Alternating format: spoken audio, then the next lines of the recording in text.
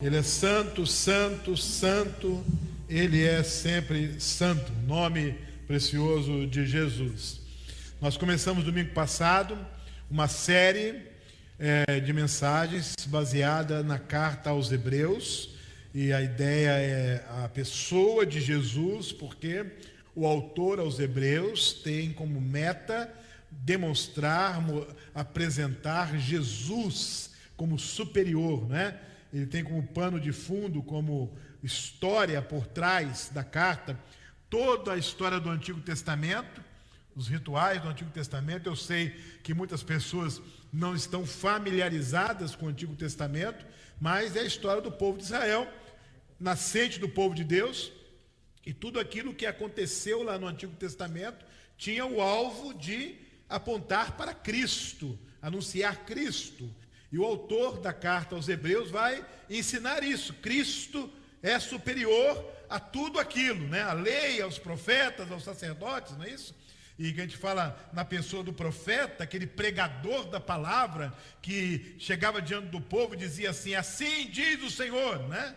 E também o líder religioso, o sacerdote, que entrava para interceder pelo povo, para orar pelo povo, ouvia o povo, as suas necessidades e intercedia diante de Deus. E o autor dos Hebreus vai mostrar que Jesus não é um sacerdote, nem é o sumo sacerdote, ele é o grande sumo sacerdote. A diferença entre o sacerdote, só aí um conhecimento histórico, né? Entre o sacerdote e o sumo sacerdote, é que o sacerdote estava ali no templo todo, o tempo todo, intercedendo, atendendo as pessoas, orando por elas, mas o sumo sacerdote, uma vez por ano, uma única vez, ele entrava naquela parte do templo que era conhecida como o Santo dos Santos. Então havia um véu que separava o lugar santo, onde os sacerdotes entravam todo dia para interceder, do lugar chamado Santo dos Santos. E eles criam que somente esse chefe dos sacerdotes, o sumo sacerdote,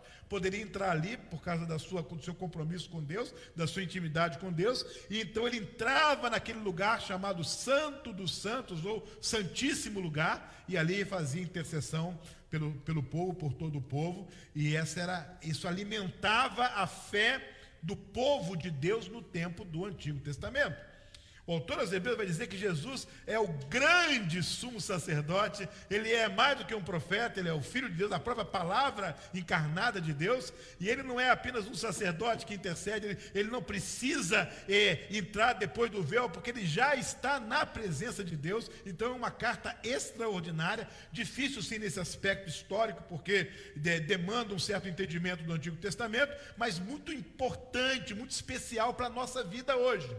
O texto que a gente vai usar nesta noite está no capítulo 4 da carta aos Hebreus, o versículo 14 ao versículo 16. E são 3 versículos, eu quero que você preste atenção neles, e nós vamos aprender um pouco nesta noite sobre Jesus Cristo. Ele é o absoluto, está acima de tudo, ele é o grande sumo sacerdote, ele é superior, é o grande Deus, ele está acima de todas as coisas. Então, Hebreus capítulo 4, de 14 a 16, tendo pois a Jesus, Filho de Deus, como grande sumo sacerdote que penetrou os céus, conservemos firmes a nossa confissão, porque não temos sumo sacerdote que não possa compadecer-se das nossas fraquezas. Antes foi ele tentado em todas as coisas à nossa semelhança, mas sem pecado. Acheguemo-nos, portanto, confiadamente junto ao trono da graça, a fim de recebermos misericórdia e acharmos graça para socorro em ocasião oportuna. Eu quero que você considere comigo essa questão aqui. Cristo é tudo. 3 grandes razões para nós fazermos de Cristo o nosso tudo. Fazemos de Cristo o nosso Senhor, deixarmos que Ele comande a nossa vida. 3 grandes razões nesses 3 versos das Escrituras da Palavra de Deus. Primeiro, Cristo é superior, Cristo deve ser o nosso tudo quando nós olhamos onde Ele está. Mais uma vez, nos remetendo ao Antigo Testamento, a fé dos israelitas era que quando o sacerdote passava por aquele véu e chegava no lugar santíssimo, no Santo dos Santos, então só quando ele chegava ali é que ele podia de fato interceder por todas as pessoas com valor, e Deus ouvir e Deus aceitar a sua intercessão. O autor aos Hebreus vai dizer que Jesus não cruzou um véu, ele penetrou no céu, ele está na presença de Deus.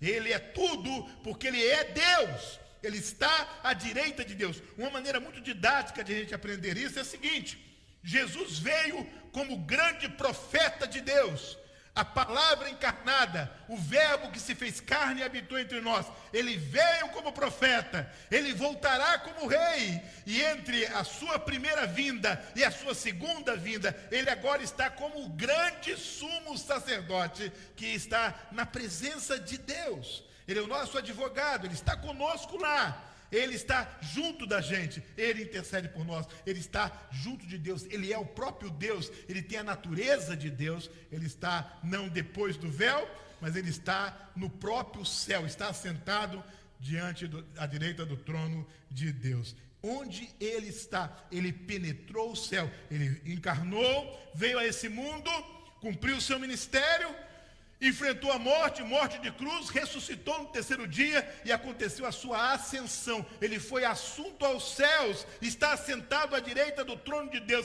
e ele é o grande sumo sacerdote. O nosso Jesus está ao lado direito de Deus, e ele está lá por minha causa e por sua causa, e ele está nos ajudando, ele nos ajuda nisso, como grande sumo sacerdote. Segunda coisa, meus irmãos, aqui nós podemos ver nesse texto quem ele é. Como que esse texto descreve a pessoa de Jesus? São quatro informações importantes. Primeiro, o texto usa o nome Jesus, que é o nome humano dele. Então, de fato, o texto afirma a sua encarnação. Jesus pisou nesse chão aqui. O verbo, de fato, se fez carne e habitou entre nós. Ele era humano, mas também, além de ser humano, ele era o Filho de Deus. Era Deus, era o Filho de Deus, o lado divino, a dimensão divina dele.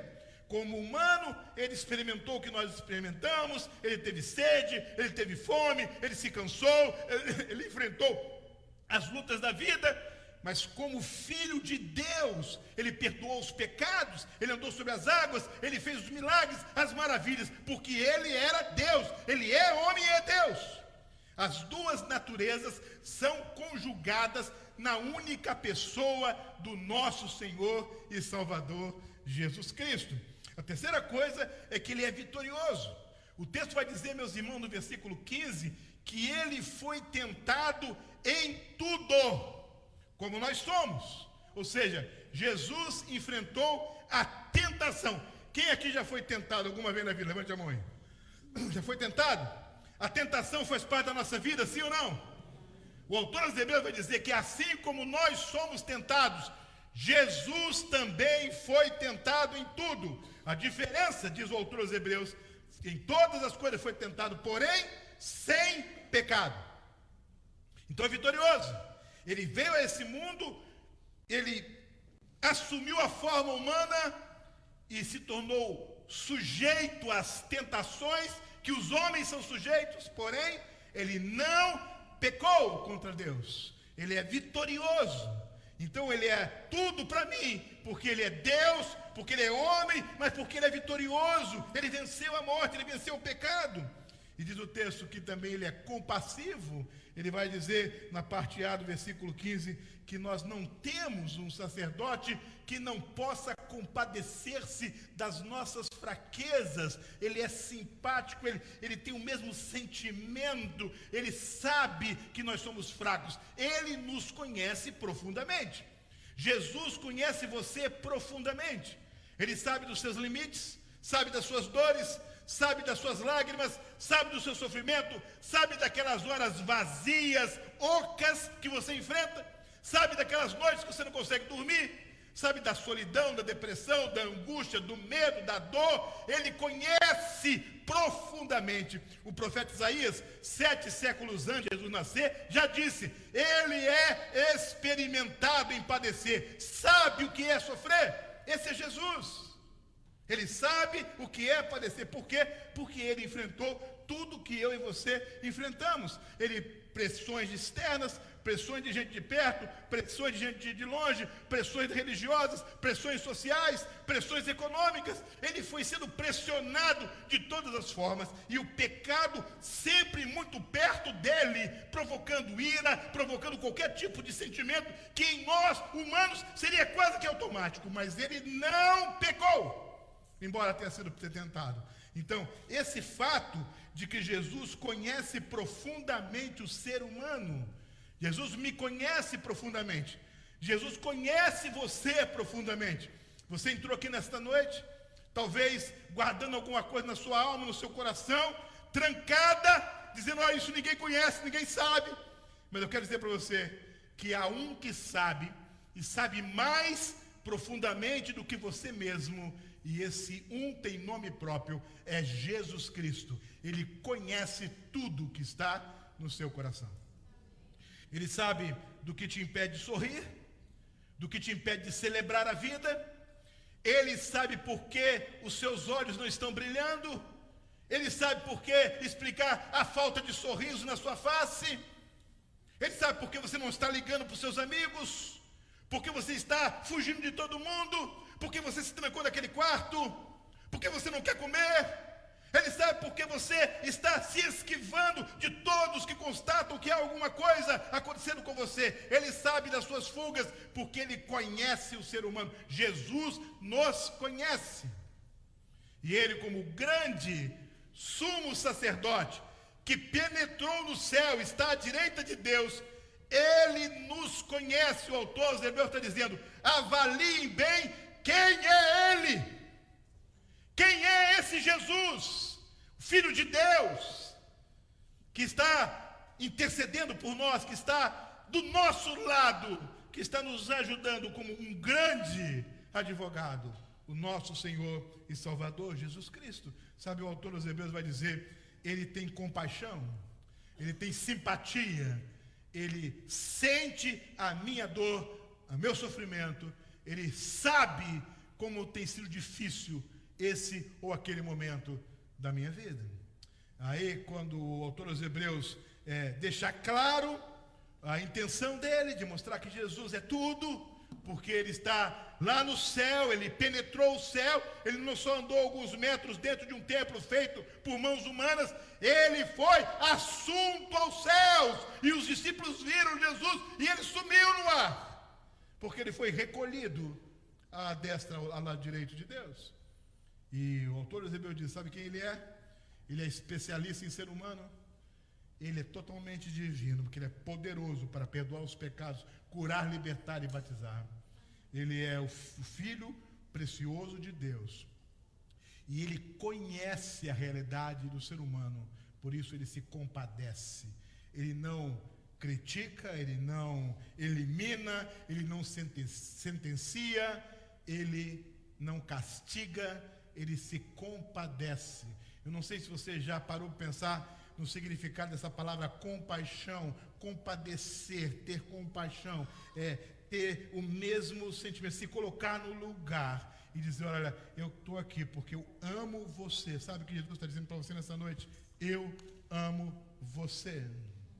Olha, Senhor Jesus, eu não estou nem preparado para ouvir nada. Eu estou me sentindo um zero à esquerda. Eu estou me sentindo uma pessoa completamente alijada da história. Jesus está dizendo: eu amo você. Eu sei o que é isso. Ele experimentou solidão. Um dia ele foi no lugar orar e falou com seus amigos: fiquem aqui, vigiem aqui.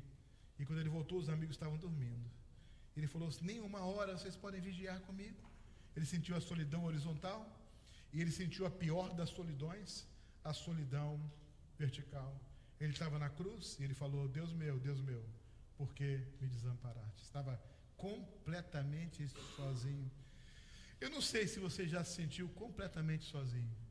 Eu não sei se você já teve uma situação em que você estava morrendo de medo. Eu não sei se você já sentiu desespero. Eu não sei se você já pensou em jogar tudo por alto, acabar até com a sua vida. É nessa hora que você tem que pensar que existe Jesus Cristo, o Filho de Deus, que te ama, te conhece, sabe a raiz da sua dor, a razão da sua lágrima e quer abençoar a sua vida. Ele é tudo por isso. Mas o autor aos Hebreus vai dizer algo mais interessante ainda, que Jesus é tudo por aquilo que Ele oferece para mim, por aquilo que Ele oferece para você. E a lista nesse texto é maravilhosa, porque ela é composta de duas grandes bênçãos, duas estupendas dádivas, dois presentes extraordinários. Lá no versículo 16, o autor aos Hebreus vai falar sobre misericórdia e vai falar sobre graça. Quando você se aproxima e se achega com confiança, é assim que o versículo 16 diz: acheguemo-nos, portanto, confiadamente. Quando você chega confiadamente, com fé, quando você chega confiando nesse Jesus que é o Filho de Deus, nesse Jesus que é especialista na humanidade, nesse Jesus que sabe o que está acontecendo com você, que conhece o que você está passando, que não é alheio, que não é alguém do lado de fora, é alguém que conhece profundamente. Ele é especialista em ser humano, em sofrimento humano. Quando você decide confiar nele e você se achega confiadamente junto ao trono dele, você vai encontrar misericórdia e vai encontrar graça. Misericórdia resolve o seu passado, sabe? Tudo aquilo que você já viveu, tudo aquilo que você já sofreu, tudo aquilo que já fizeram com você, tudo aquilo que você já suportou, tudo que você já chorou, tudo que você já agonizou. A misericórdia de Deus resolve o seu passado. Deus é misericordioso. Ele não traz o seu passado para prestar contas agora. Ele resolve isso.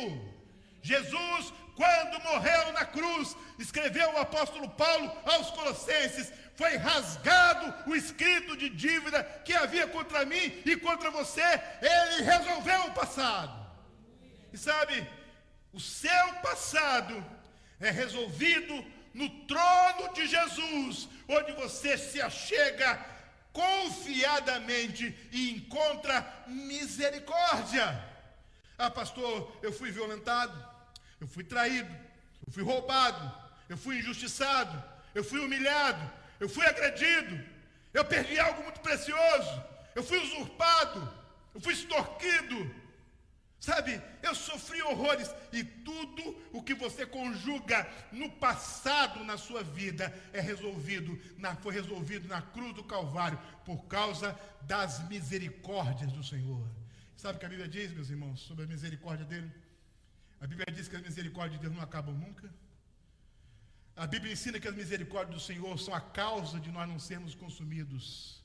E a Bíblia ensina que as misericórdias do Senhor renovam-se a cada manhã. Sabe por quê?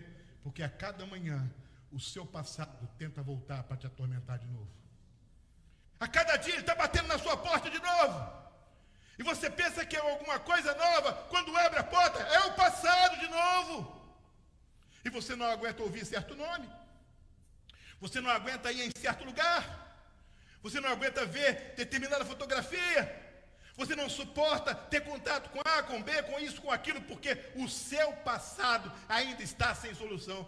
Você precisa se achegar confiadamente ao trono de Cristo, e a misericórdia de Deus revelada em Cristo vai resolver o seu passado. O apóstolo Paulo se expressou assim: se alguém está em Cristo, é uma nova criatura, as coisas velhas já passaram. Ou seja, perderam a sua capacidade de impactar, perderam o seu potencial de afetar. As coisas velhas já passaram. Em Cristo, estão somente em Cristo o meu passado e o seu passado. É resolvido.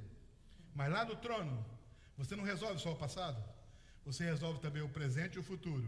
Por isso, além de misericórdia, você encontra graça. Sabe por quê? Porque muitas das razões, dos motivos de sofrimentos que você enfrentou no passado ainda estão presentes na sua vida. Você continua sendo teimoso, continua sendo egoísta, continua sendo bravo, continua sendo uma pessoa difícil, continua com aquelas mesmas manias, Você sofreu tanto, padeceu tanto, mas o sofrimento não foi o suficiente para você mudar a sua maneira. Aí, querido, só a graça de Deus na sua vida. É pela graça de Deus. Sabe por quê? O lema da graça é assim: eu não mereço, mas eu necessito. Eu não mereço que o Senhor me dê uma chance. Eu não mereço que o Senhor me dê uma oportunidade. Sabe, a ilustração mais perfeita que eu encontro da graça de Deus no Novo Testamento é aquele momento na parábola do filho pródigo, quando ele ensaia um discurso para falar com o pai. Ele está lá no chiqueiro, junto com os porcos, e ele vai dizer assim: quantos empregados do meu pai têm abundância de pão e eu aqui pereço de fome? Ele tem a ideia: vou me levantar e vou lá conversar com meu pai. Aí ele ensaia o discurso. Eu vou dizer: pai, pequei contra o céu e diante de ti, já não sou digno de ser chamado teu filho. É o discurso de quem precisa, sabe que não merece, sabe que não é digno, sabe que merece um não, que merece uma rejeição, mas mesmo sabendo que não merece, ele vai ao pai e diz: eu sei que eu não mereço, eu não quero nem ser chamado filho, eu não quero nem ser tratado como filho. Se o Senhor puder me tratar como um empregado, eu já vou ficar feliz demais. Ele esperava encontrar um pai que se compadecesse dele, conseguisse um lugar lá no quintal para ele morar, quem sabe numa edícula, quem sabe um lugar lá junto com os empregados. O que ele não esperava era encontrar a graça. E a Bíblia diz que o pai vai ao encontro dele, dá um abraço nele, dá um beijo nele, manda colocar sandália nos pés dele, um anel no dedo dele, dá uma festa. Ele não merecia abraço, ele não merecia beijo, ele não merecia anel, não merecia sandália e muito menos uma festa, mas ele recebeu tudo isso por causa da graça. Sabe, eu e você somos esse filho pródigo. Não merecemos. Há pessoas que apanham, sofrem, quase morrem por causa de uma falha de caráter, por causa de um desvio de comportamento. Aí a misericórdia de Deus entra em ação, e ele não só sobra, ele não morre, ele não é exterminado, mas ele continua ainda. E aí a única salvação para essa pessoa, a única chance dessa pessoa é aquele hino antigo: é a maravilhosa graça de Jesus. Ela não pode ser explicada, ela não pode ser justificada, porque ela faz parte da natureza de Deus. Sabe por que Deus salva você? Sabe por que Deus cura você? Sabe por que Deus liberta você? E sabe por que Deus renova as misericórdias dele sobre a sua vida? E sabe por que Deus te alivia, Deus te dá paz? Porque Deus quer escrever o seu nome no livro da vida, porque Deus quer te levar para o céu. Não tem a ver com o seu mérito, não tem a ver com a cor dos seus olhos, não tem a ver com o valor que você tem na sua conta bancária, não tem a ver com a marca do carro que você usa, a cidade onde você mora, o tamanho da casa onde você vive. É graça, é pela graça de Deus.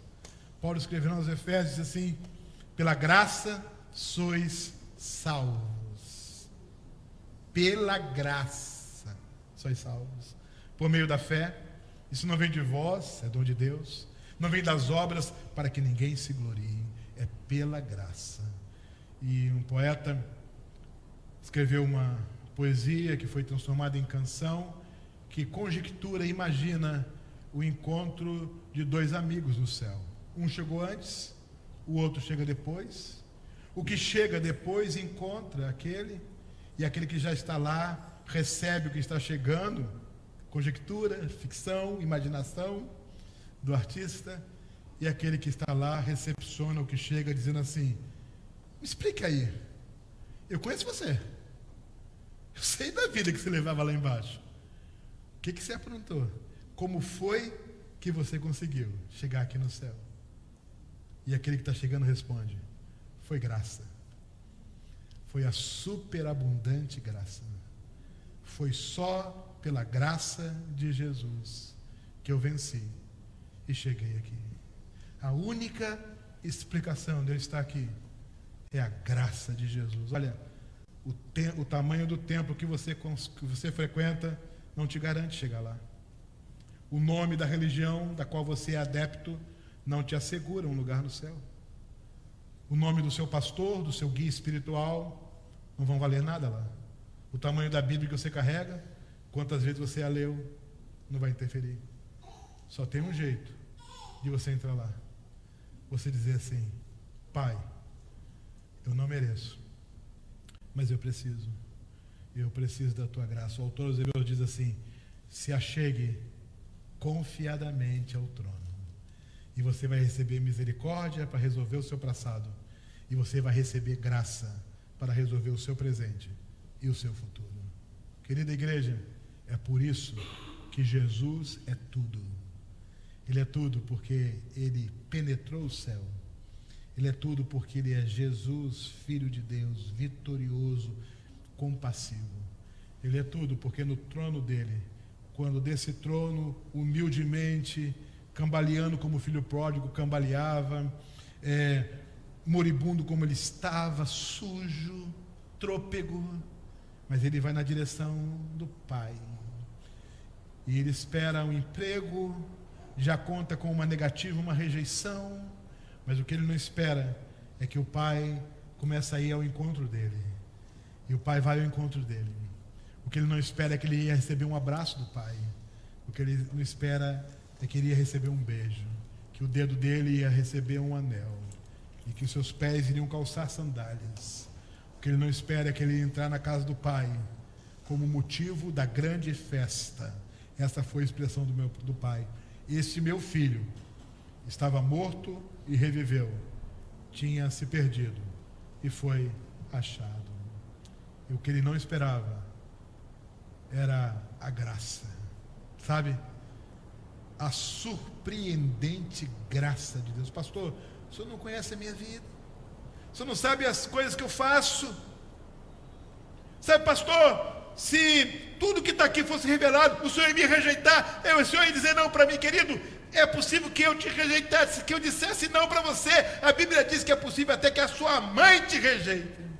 Mas o que a Bíblia diz é que quando Deus olha para você, o que prevalece é a graça dele. É a graça dele que te faz ganhar um abraço. É a graça dele que te faz ganhar um beijo.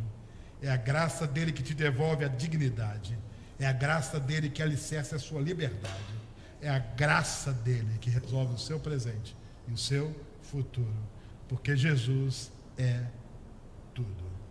Ele não é um adereço, ele não é alguém mais, ele não é um acessório. Ele é tudo. Mais uma vez, o hino antigo: Cristo é tudo para mim. Cristo é tudo para mim. Eu queria que você baixasse sua cabeça. Eu queria que você fechasse seus olhos. Eu queria que você entendesse o que eu vou fazer agora. A palavra de Deus, quando ela é lançada, a palavra de Deus, quando é apresentada, ela requer de nós uma resposta. Ela requer de nós uma postura, uma decisão, uma escolha. Sabe, a palavra de Deus está dizendo para você assim: olha, Jesus entrou no céu, está à direita de Deus por sua causa. E esse Jesus, ele conhece tudo sobre você. Ele é especialista em ser humano. E ele é vitorioso. Ele sabe o que é ser tentado. E ele conseguiu não pecar. Mas ele sabe que você é pecador. Ele tem compaixão de você.